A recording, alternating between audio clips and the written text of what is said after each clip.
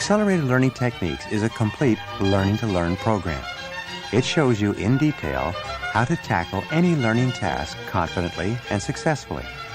Because the tools of learning are universal, this system works as well for adult learners as for students. It will make life easier for anyone who is ever faced with a training session, a classroom, a lecture, a textbook, or a business course. Perhaps the most important single recommendation I can give you about this course is that you must practice what you learn continually until it becomes automatic. It's absolutely amazing how many people take extremely good courses in speed reading, memory, selling, management, and a variety of other subjects, but then fail to practice what they've learned often enough until it becomes second nature. As a result, they lose most of what they've learned and sometimes end up with only a happy memory of how much better things could have been if they had committed the new ideas and methods to heart. I've studied success for many years and in many areas. After failing to graduate from high school and laboring at odd jobs around the country and around the world, I finally got into sales and then into management and then into a variety of other businesses. In my 30s, I took an executive MBA program at the university and spent perhaps 3,000 hours learning the intricacies of modern management. Over the years, I read hundreds, perhaps thousands of books and articles on success and achievement in a variety of fields. One of the most important things I learned is that you need a success system to achieve anything worthwhile. You cannot do it in a random, haphazard way. The primary reason that people fail to achieve their full potential is because they're operating by gosh and by golly. They're making it up as they go along. They're attempting to wing it, and they end up accomplishing very little. One of the great secrets of success is to study the experts. Find out what other successful people have done and do the same thing over and over until you get the same results. And any success system is better than no success system at all. The turning point in my life came when I sat down in my small one-bedroom apartment with my rented furniture, deeply in debt with everything I owned around me in boxes and hanging in the cupboard. I decided at that time to quit fooling myself and to develop a blueprint for success that I would then discipline myself to follow. In the next year, I accomplished more than I had accomplished in the previous 5 years. In 5 more years, I had gone from being uneducated, unskilled, untrained, and unemployed to being the chief operating officer of a $275 million company. A few years later, I was financially independent. I had a beautiful wife, 2 beautiful children, a beautiful house which I owned, a Mercedes in the driveway, my own business, and more success than I had ever dreamed possible. But it all began with the system. When I look back, I can see that the key part of that system was a total commitment to learning. It was a day-to-day dedication to upgrading my skills and knowledge continually until I reached the point where I could make the kind of money that I really wanted. In this session, you're going to learn a system that I wish I had had many years ago. It would have saved me hundreds of hours of study and hard work and maybe months and years of spinning my wheels trying to figure it out for myself. This 6-step system is simple and elegant and will be explained in detail in subsequent sessions. Once you've learned it, memorized it, and practiced it over and over until it becomes a natural part of your learning behaviors, you'll find yourself advancing faster and further than you ever had before. Effective learning involves 6 definite stages. I'll explain them briefly now and then go into them in greater depth in subsequent sessions. Number 1 is your state of mind. You need to be in what is called a resourceful state of mind. This is a state of mind that is relaxed, confident, and motivated. If you're under stress or if you lack confidence in your ability to learn or you cannot see the point of what you're learning, you won't learn well. Getting into the right state of mind is similar to getting physically and mentally prepared for playing a competitive sport. The better you do it in advance, the better you will play when you get onto the field. In stage 1, getting into the resourceful state of mind, the first question you need to ask is, what's in it for me? The more motivated you are to learn, the faster you will take in new information. The more intense your desire for the new knowledge and the more relevant that knowledge is to what you are doing at present, the easier it will be for you to learn. And you can set up or prepare your mind in such a way that you are eager to absorb the new information. Here are some good questions for you. What are the advantages to you of improving your ability to learn? What is the payoff for you? How will it improve your life for you to become a rapid learner in your work and in other subjects that interest you? You see, learning is a set of skills. Once you acquire those skills, you will find yourself working smarter, not harder. Here are some of the key benefits that others feel that learning to learn rapidly can offer them. First, learning helps in every job and career. Every advance forward in your work will come as a result of learning and applying something new and different. The more and faster you learn, the more rapidly you advance. Second, knowledge and skills can become obsolete with changes in information and technology. But learning how to learn is something that you can have for life. When you become skillful at the process of learning, you can continually improve every part of your life. Third, good learners earn more money for two reasons. First, they can tackle many different jobs and they can usually get more done in less time. Because they're more flexible and more productive, they can justify higher pay by giving greater value to their employers. Fourth, learning how to learn effectively is an important skill to pass on to children and partners. Your whole family benefits. Teaching your children how to become excellent learners can do more to assure their lifelong success than perhaps anything else they can get from you. Fifth, training and retraining is an ongoing fact of life. This will increasingly demand the ability to master textbooks and training sessions, and it'll never end. Getting yourself properly motivated by thinking of how you will benefit from learning new subjects is the starting point of creating the right state of mind. The second part of creating a resourceful mental state is for you to relax and visualize a successful outcome to the learning experience. When you're tense, your brain doesn't work well. In fact, in some cases, tension or fear can literally make your mind go blank. So before you turn your mind to anything, take a few deep breaths and consciously let your jaw and neck muscles go slack. Breathe from your lower stomach rather than from your upper chest. Take a couple of deep breaths and just rotate your head and neck before you begin again. You'll notice the difference immediately. Stop the tape and do this now. Now, having calmed yourself, spend a few moments to create a really clear vision of what it will be like to succeed at what you are learning. See yourself confidently tackling new learning tasks. Feel a sense of pride in knowing that you can master the subject. Hear the sort of approving comments people will make when they recognize your new level of mastery. A vision of success is a powerful motivator. To be able to relax and create a very clear image of the success you desire is an extremely important skill in learning any subject.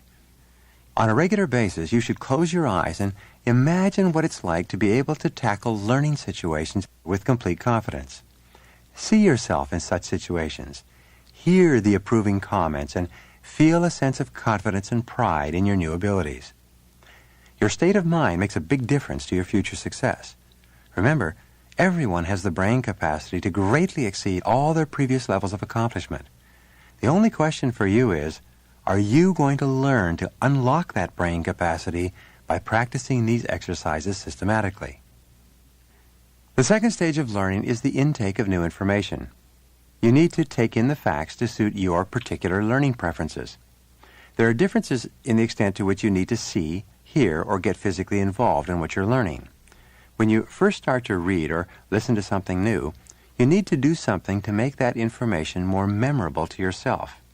What you will do depends on your preference for visual, auditory, or physical learning, or whether a deliberate combination of all three works best for you. Here's a simple exercise to illustrate the importance of learning to learn in your preferred style using your dominant intelligence. Take a sheet of paper and sign your name. Then, below that on the same sheet of paper, sign your name again with your other hand. Stop the tape and do this now. What did you think and feel as you signed with your non-preferred hand? You probably found that the task was rather awkward. It probably took longer and required more effort and concentration. In addition, the result was not as good. Your signature was not as smooth or as attractive. When you learn how to learn in your preferred style, the way that best suits your individual brain, it will be like writing with your preferred hand. The result will be much better, easier, and quicker. This program will show you how to discover and use your preferred way of learning. As a result, it promises not only to accelerate your learning, but to make it easier, more effective, and above all, more enjoyable. What you do to take in information better depends upon which of your senses help you to learn best. People are different in the way they like to use their various senses as they learn. In other words, some people prefer large amounts of visual material. Some people like to listen as they learn, and many need a fair amount of physical involvement to learn well. I know a couple, for example, who are very successful in their professions. She learns visually by reading and writing. He learns in an auditory way by listening to people talk and to audio cassettes. On a regular basis, they take time to sit down together and to explain to each other what they have learned using their different modalities. In this way, together, they go through an enormous amount of new information. Most people learn best with a deliberate combination of visual, auditory, and kinesthetic. If they can see it, hear it, and do it, they learn extremely well. Once you have an overall idea of what it is you are learning, make some brief notes for yourself. When you write, you activate your visual, auditory, and kinesthetic senses simultaneously. You see what you are writing, you subvocalize or say the words to yourself, and you physically move your hand in forming the words on paper. Write down what you already know about the subject. Write out the most important principles that you're familiar with. Jot down what looks new and worth paying attention to from what you've seen in your brief overview. Also, jot down what you need to find out more about. Why should you do this? Because you rarely start with zero knowledge. If you give some thought to your general knowledge and experience, it's not only a great starting point, but it builds self-confidence for additional material. Making a few brief notes about the subject before you begin highlights important gaps in your knowledge and gets you into an alert state of mind. Your brain likes novelty and stimulation, and it's therefore set up to look for what is new to you in the coming material. Writing a few notes about what you already know helps you to start making up questions. Forming questions and looking for the answers to your own questions as you learn is a vital way to keep yourself interested in the process. All knowledge is just the answer to a question. Knowledge in and of itself is inert and has no value. It is only when you ask a question that the knowledge comes to life.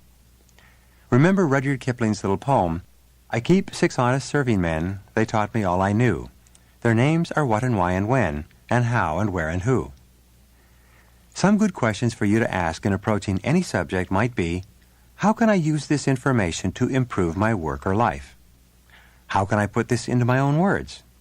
Paraphrasing new material is a powerful way to learn it more rapidly. What is the writer or speaker trying to tell me? What is his main idea or position? Why is this true?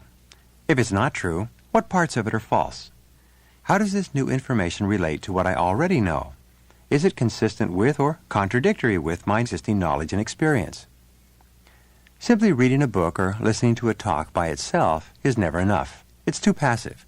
Your mind has a tendency to wander and you stop paying attention. You need to do something extra in order to remember other people's words and to make them really mean something personal to you. You should always be doing something extra while you are listening, reading, or watching to make sure that more of your learning modalities are being activated and that you are internalizing more of the information. So, if you're a visual learner, stop and draw a diagram, a chart, or a picture of what you're learning. If you're reading, underline or highlight the new points.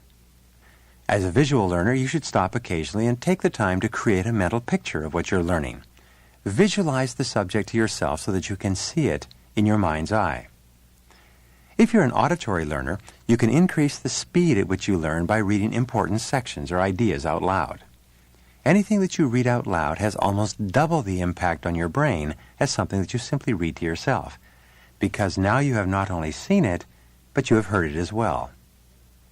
As an auditory learner, you can increase the speed at which you learn by explaining what you have just learned to someone else.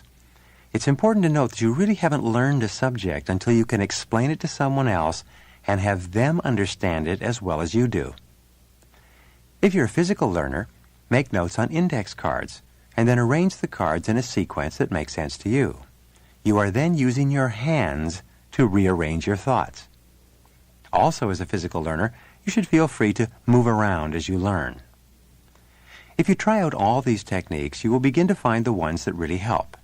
Your main job is to experiment and find out the ways that you are most comfortable using to increase the speed and enjoyment of the learning process.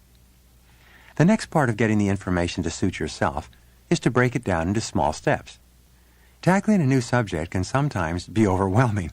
Many learners fail not because they lack the ability to learn, but because they become discouraged with the size of the apparent difficulty of what they're attempting. You deal with this by deliberately breaking down what you're trying to learn into small, easily mastered bits. By approaching your learning one step at a time, and by experiencing a number of small successes, your motivation and confidence increases and drives you forward. For example, you might start on something as simple as reading the chapter headings of a textbook you have to read. Or you might start on a single section that really interests you and master that. Or you could proceed one page at a time. Stop at the end of each page to put a check mark to show that you really understand what you've read. A good example of this strategy of taking one small step at a time is learning the vocabulary for a foreign language. Anyone can learn 10 new words a day of a new language. Yet, if you did this over the course of a year, you would have learned more than 3,000 words, which is the basis of an entire language. This was the learning plan that I stumbled into and taught myself many years ago. Many of us would like to be more educated and more refined. Perhaps we didn't get university educations, or perhaps we didn't study as hard as we could have. Well, using this one-step-at-a-time approach, you can become one of the best educated people in our society in 3 years. The method is simple. Each evening, in the final hour before you go to bed, turn off the television and instead read one essay, one poem, and one short story. Read them slowly and carefully, underlining key ideas, and make notes in the margin. Then take a few minutes afterwards to think about the important points in what you have read. Over the course of 3 years, you will have read more than 1,000 essays, poems, and short stories. You will have accomplished the equivalent of a graduate of literature from one of the finest universities in the country. The third stage of effective learning is to explore the subject. You need to explore what you are learning. You need to play with it. Like a seashell on the beach, you need to pick it up and turn it over and look at it and in it to fully comprehend it. There's a difference between knowing about something and truly understanding it. When you thoroughly explore a subject, you turn surface knowledge into deep understanding. How you achieve this deeper understanding depends on other important learning preferences that depend on the unique way that you use your range of intelligences. Unfortunately, we've all had the experience of something going in one ear and out the other. That's because getting the basic facts is only the starting point of learning. You can compare learning with a plant. When you first go over the subject, your knowledge is like a seedling, clinging precariously to the surface of the ground. Unless that seedling becomes a fully flowering plant with strong, deep roots, it's all too easy for it to wither away.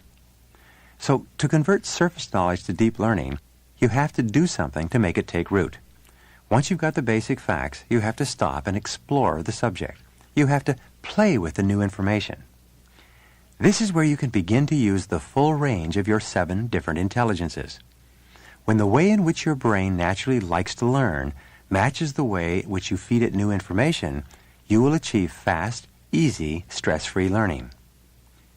Here then are 7 ways for you to explore a new subject in depth. First, put it into your own words. Other people's words are never as memorable as your own. And it is only when you can express an idea fluently in your own words that you know that you've really understood it. 2, create a learning map about it. This is a highly effective, memorable, and concise form of notes. We'll go into the steps in the creation of learning maps in greater depth later. Third, discuss the new subject with someone else. When you have to explain or defend a new subject to someone else, it clears your mind wondrously. And besides, learning with others is usually more enjoyable. Their questions and insights on the subject help you to think better about what it is you are learning. Fourth, to explore the subject more fully, list out the main points in a logical order of importance. When you have to decide the most important points about a subject and how they relate to each other, it forces you to think more deeply about it. Fifth, explore the subject in a way that is physical. Sometimes you can make a simple model to understand a subject better or even act it out. For other subjects, it may be more appropriate to write brief notes on cards and then put them into a sequence that feels right. It's a way to sort out your thoughts physically. You could even make a card for each of these tools or steps of the learning process. Sixth, decide how the subject fits into what you already know. By relating and comparing what is new to things you already know, you build on existing knowledge. It helps you to make sense of the subject. And 7, write a song, jingle, or rap to summarize what you are learning. You already know the words to dozens of songs without consciously trying to learn them. You may take the key points of a subject and create a rhyme or song that summarizes them so that you can remember them easily in the future. These are all different ways for you to play with the material and learn it faster. The 4th stage of learning is for you to memorize the key facts. If you have conscientiously practiced the first 3 stages, you can be sure that you have begun learning very efficiently already. It always helps, however, to lock it all down by making an attempt to memorize the key points. Later, when you recall these key points, they will trigger your memory for the whole subject. These key points can be in the form, again, of a learning map, or a list, or on flashcards, or in some other way. Research and follow-up testing indicates that, on average, you remember perhaps 20% of what you read. You remember 30% of what you hear. You remember 40% of what you see. You remember 50% of what you say. You remember 60% of what you do, and you remember 90% of what you see, hear, say, and do. To really memorize your notes, here's an idea. Read them over and then look away and recreate the notes again from memory. Initially, this is quite difficult, but it becomes easier with practice. When you compare the original notes with the ones you've just made, you will soon see any gaps in your knowledge. Do this once or twice more, and you can be certain that it will all be stored away permanently in your memory. Reviewing your notes is an extremely powerful way to learn effectively. It's been proven that when you look over your notes for just a few moments after 1 hour, after 1 day, after 1 week, and after 1 month, your likelihood of remembering the subject is increased 400%. An important part of accelerated learning is for you to take regular breaks. Most people's attention span is quite short. After about 30 minutes, your attention begins to flag. Don't resent it, though. Make a virtue of it. Research shows that we remember more of what occurs at the beginning and end of a learning session than at any other time.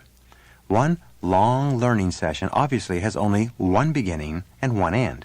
But if you divide the session up into, say, 4 separate smaller sessions of half an hour each, you have 8 beginnings and 8 endings. So your overall concentration and learning is increased.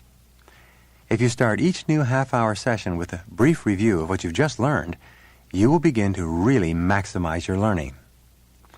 The 5th stage of effective learning is to show you know what you have learned.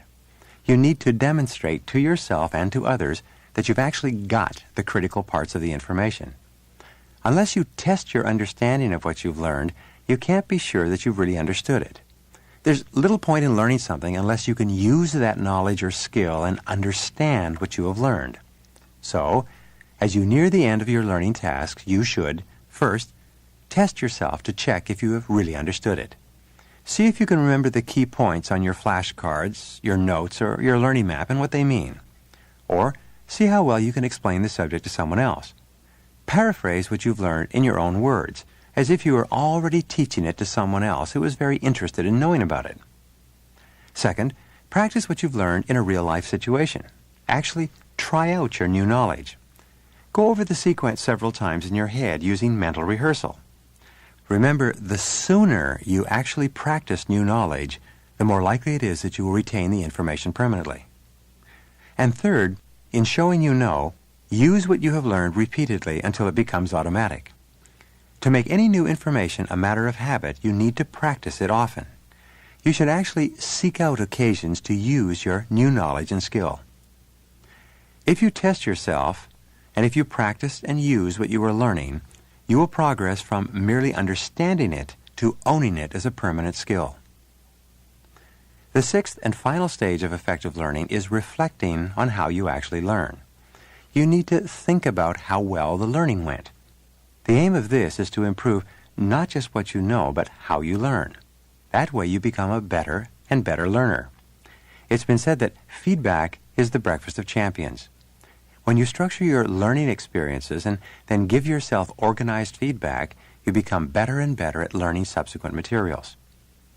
One of the highest skills you possess is the ability to stop and think about how things have gone, to give yourself feedback, and to work out how to improve them in the future. In this way, stumbling blocks can be converted to stepping stones to success. You come to see errors as helpful pointers to future progress. The final stage in your learning plan, therefore, is to stop every now and then and ask two simple questions. First, how is the learning going? And second, how could it have gone better? These questions force you to think continually of the strong points of what you are doing and how you can improve them during future learning experiences. This helps you to drop ideas that don't work and to try new ones. Asking these questions helps you to personalize the way you use these learning steps in order to suit your own individual learning style. Eventually, learning becomes a way of taking in information that is ideal for your own brain. Think of your true potential like a combination lock. It's the unique combination of how you like to use your senses and 7 intelligences that accounts for your own natural and individual approach to learning. When you understand how your brain works and when you develop a customized way of learning that matches your unique brain, the combination lock to your learning potential springs open. Let me repeat the 6 stages of learning. First, get yourself into the right state of mind. You will learn a whole series of different ways to prepare yourself for maximum absorption of new information in the coming session. Second, take in the new information in a variety of ways that are consistent with how you prefer to learn. Third, explore the information from a variety of different angles using your different intelligences until you make it your own. Fourth, memorize the information using the memory techniques that you will learn on subsequent tapes. Fifth, show you know and demonstrate your new knowledge in a variety of ways to make sure that you really have it. And sixth, review and reflect on the process of learning, looking for ways for you to do it better and more efficiently next time. Let me finish this session with a brief story. This is also true. I saw it in my travels in India many years ago. When elephant trainers in India catch a baby elephant, they tie one of its legs to a post with a rope. The baby elephant struggles and struggles, but it can't get free. For days, the baby elephant pulls and strains at the rope. Gradually, however, it learns that struggle is useless, and eventually it gives up. When the elephant grows up, the trainer keeps it tied to the same rope in the same way. And even though it could now easily break the rope and get away, it stands passively and waits for the trainer to come and get it. It has developed what is called learned helplessness. It has learned that the struggle is useless. As the result of repeated failure experiences early in life, the elephant has learned a self-imposed limitation. Now, there's not one of us who is totally free from the trap of learned helplessness. We let our past experiences limit our future. Yet the truth is that there are no real limits on what you can learn when you have a systematic plan of action and you understand how you learn best. In the coming sessions, you will discover your most efficient learning style and develop a proven plan of action to tackle any learning task, however complex it may seem at first. And the more you learn, the more you'll be able to learn. Soon you'll be performing at levels of accomplishment that you never imagined possible.